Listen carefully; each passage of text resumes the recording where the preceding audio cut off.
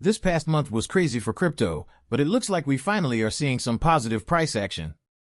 Looking at the Bitcoin chart, we can see that it had broken the consolidation barrier, however, with a low spike in volume, which signals a weak rising trend.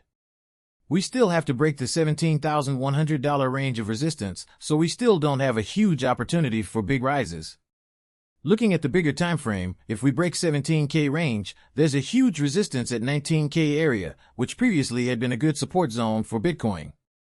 Looking at the crypto's second largest coin, Ethereum, we can see that at the moment, it is slightly outperforming Bitcoin, gaining 12% to the upside compared to Bitcoin. Also, we have to keep in mind that Ethereum is currently also trading into a resistance zone, which is roughly at 1270 to 1320 range. If we successfully break this price range, this may potentially skyrocket Ethereum's price all the way to $1,700 range. Now we are going to take you to Scott Merkel's podcast with Willy Woo, where Willy will explain what is going on with Bitcoin from his point of view. Please don't forget to leave a like and subscribe to the channel if you enjoyed the video, it helps us a lot. Now sit back and listen carefully what Willy has to say. This is actually a complete profile of the density. You can think of this as like a volume profile for the traders out there. Where you get dense lines, that's where a lot of coins have last traded at that value, right? So it's kind of like a volume profile, but it's a profile of how many coins traded at that price out of the whole Bitcoin supply. And I've cropped it off at down to here, which is like there's another 28% of the coins that traded below that price here. So effectively, I'm looking at there's a particular contour that hits all of these price bottoms, right? And that's the contour of how much of the supply is underwater. Obviously, if you buy here, as the price goes under, you're part of the losing squad until it hits a point where it doesn't go any further. That's your max pain. And this is it charting as we go through 100% of people in profit at the 70,000 top. And as the price starts trading down, we cut through all these contours. And now we're currently at about 45% of the supply is underwater. And actually what I was saying is you can draw this trend line. Actually, I can't draw on this chart, but you can draw a trend line here. And when you get this sort of change in movement where the supply starts to climb and not experience so much pain, that's usually happens in this accumulation belt, right in that zone there. So it's before the breakout, and it's been reliable with past cycles here.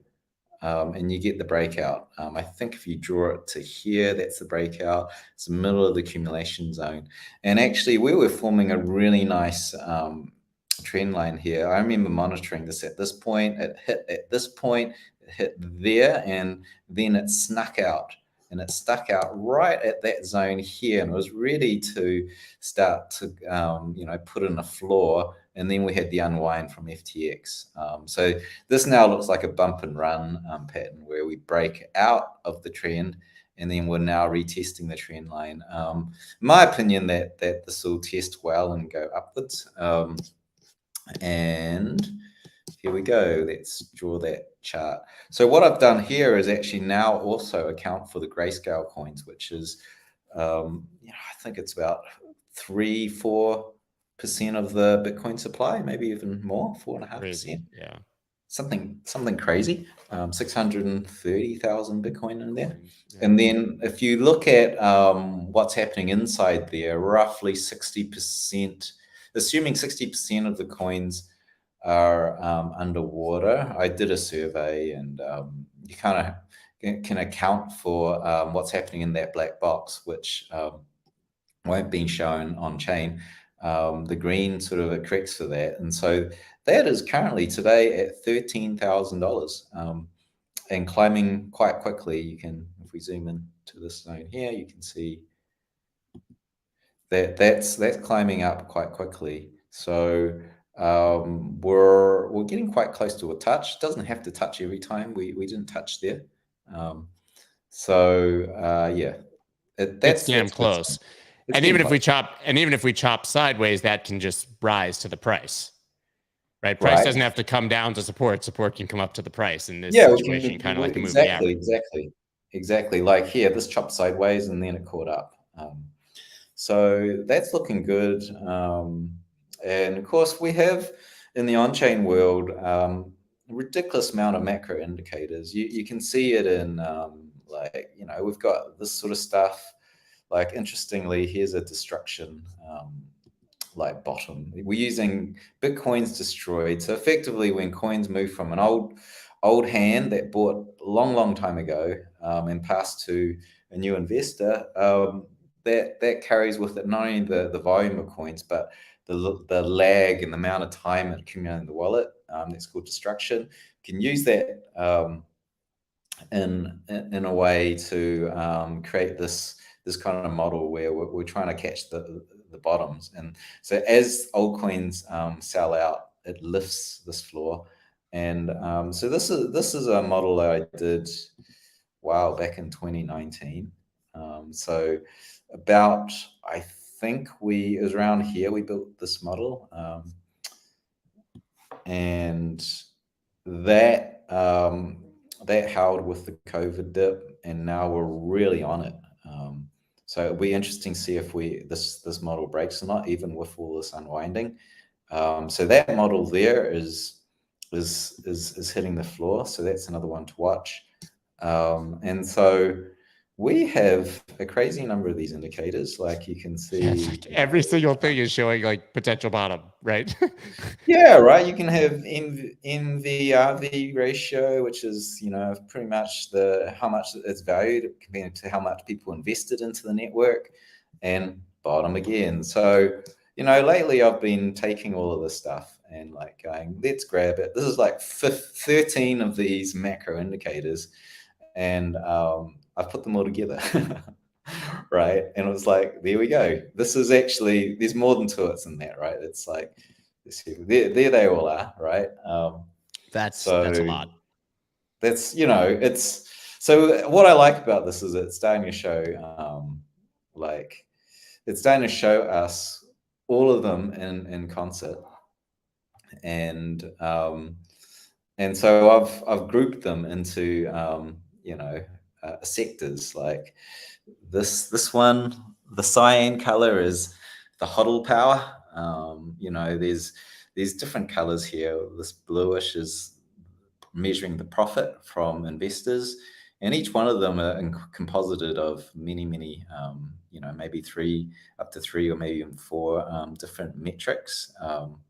And so you can look at it and you can see, well, like this bear market, they're all very much agreeing. Yeah, and they're also agreeing that we're at the bottom. Like if you drew a support on any chart, it would be very clear that we're sitting at it, right? I mean, that's right. You just draw one horizontal line there. It's very obvious that it is at support.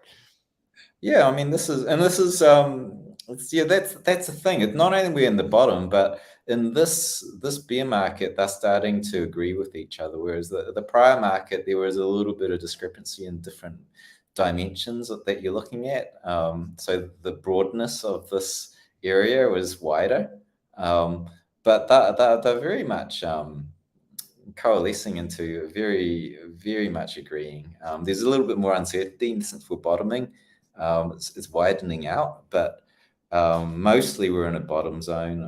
It's you know, I mean, something seriously bad would have to happen, I think, for us to, you know, break this down a lot further and have, you know, we haven't done this, I guess, ever in Bitcoin's history. You know, we dipped as low as here in the early days, but you can also see from these metrics, they were pretty wild. They're pretty 2011, wild. yeah. Right? 2010, 2000, it was completely different industry back then, and it was very wild moves, and the needles were spinning everywhere, right? And then we sort of capture it. The way this works is it's a 4-year metric on standard deviation. So we haven't even coalesced 4 years of backtrace here for it to normalize. So around here, it starts to become normalized, right? So like from here, it's very reliable. So anyway, that's I mean, that's my view of it. And that's it for today. What do you think? Have we hit the bottom, or will we see more price action to the downside? Leave your thoughts down below. Don't forget to leave a like and subscribe to the channel if you enjoyed the content. This was Investalence, and we'll see you in another video.